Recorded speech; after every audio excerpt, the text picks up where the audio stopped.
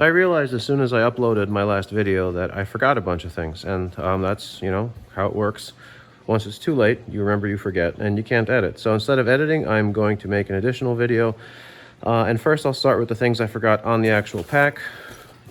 Well, I have this folding saw. It's not a very good one, but it is very small and light. You could use this for shelter building. I don't particularly need it. I just carry it because I have it and it fits neatly in here, so why not? Could come in handy. I've got these Mylar blankets. Again, these are mostly for the search and rescue stuff that I do. I don't think I would ever need this many Mylar blankets, but you never know. If you hear strange laughing in the background, that's my parrot. Outside it was the rooster, and here it's the parrot. Okay, so another thing on the pack, well, of course, this is one of the most important things I forgot. This is a poncho.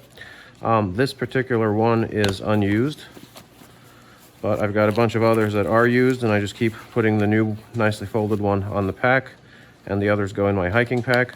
So it's a very sturdy, let me, actually, why'd I put it away? Let me take it out just a little bit, otherwise I won't be able to get it back in. It's a very sturdy poncho. It's not just plastic, it's lined on the inside. So, you know, it's not likely to tear easily, and it fits comfortably. You know, it buttons up, it covers most of your body. It'll even keep your pack dry. So I have that, and also on the inside of this pack, I forgot to mention, and I did link the pack in the previous video, and I'll do it again. There's this rain cover for the pack itself. So if the poncho will keep your pack dry when it's on you, but if you need to take the pack off for whatever reason, you can use that. The other thing I've talked about is the first aid kit. And a friend of mine who's a very experienced paramedic, I think he has 26 years of experience, he yelled at me about the tampons. He's like, you know, it's a myth that these things are for medicine or medical stuff. They suck at absorbing blood. Yeah, yes, I know they do. Okay, but, you know, this is a small medical kit. Primarily, these are for either if I'm hiking with women, and sometimes they might forget their you know, it might sneak up on them, or they didn't remember to pack their stuff, and also for, like I mentioned before, search and rescue victims. But in a small medical kit like this, you know, it doubles as an emergency kind of second-rate, not very effective, but still kind of works, you know, blood absorbing thing. People have gotten these to work. I've read about it. I know medics hate them, but like I said, primary purpose, that, secondary purpose, makeshift blood absorbing thing. Now, this is if I'm on search and rescue, primarily is what I carry, because I'm not an EMT. So my job is to find the person, see if they're alive, you know, call somebody else who knows what they're doing. And this would be more like, if, you know, for boo-boos that I myself suffer, or something along those lines. If I'm in the woods by myself or I'm hiking with friends, this is what I bring. It's not, I mean, it doesn't look much bigger than this, but it is. And it's heavier too. So this is a little more comprehensive. Okay, I added these since the last video, pandemic masks.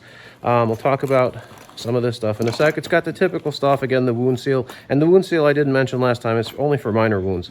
You know, you're not gonna get any to stop, you're not gonna stop bleeding on serious wounds. It's got some iodine stuff for cleaning, stuff for burns. Yes, a tampon, but only one, because this here in this kit is for only one purpose, and that's female hiking companions or victims, lost victims that I'm finding. Irrigation syringe, which I also have a small one in the other kit. I sometimes carry an EpiPen with this kit, depending on who I'm hiking with. These are for cutting clothing. Well, hold on, before I get to this. So this is the, this has the same kind of over-the-counter medication as the other one. Various other medications, more irrigation syringes. So this is a QuickClot Advanced Clotting Sponge. This is to stop serious bleeding. And I've got more of these in a larger kit, but for this little kit, this is the only thing I have. This is a SWAT T tourniquet. SWAT does not mean SWAT.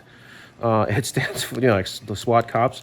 It stands for stretch, wrap, and tuck tourniquet. And it's got this elastic thing that basically, the way you use it is you tighten it until you can see a certain thing in the instructions are in the back.